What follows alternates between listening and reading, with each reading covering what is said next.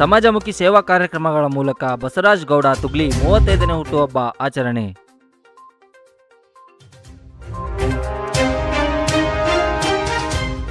Kannada today ನ್ಯೂಸ್ಗೆ ಸ್ವಾಗತ. ನಾನು ರಾಹುಲ್ ಸುಕ್ತೇಕರ್.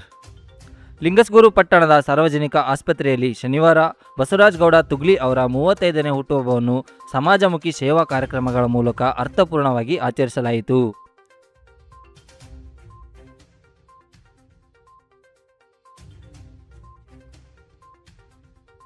ಕರ್ನಾಟಕ ರಕ್ಷಣಾ ವೇದಿಕೆ ಹಾಗೂ ತುಗ್ಲಿ ಗೌಡರ ಅಭಿಮಾನಿಗಳ ಬಳಗ ವತಿಯಿಂದ ಆಸ್ಪತ್ರೆಯ ರೋಗಿಗಳಿಗೆ ಮೊಸರನ್ನ ವಿತರಿಸಿ ಮಾನವೀಯತೆ ಮೆರೆದರು. ಹುಟ್ಟುಹಬ್ಬದ ಅಂಗವಾಗಿ ನಡೆದ ಈ ಸೇವಾ ಕಾರ್ಯಕ್ರಮದ ಸಾರ್ವಜನಿಕರಿಂದ ಮೆಚ್ಚುಗೆ ವ್ಯಕ್ತವಾಗಿತ್ತು.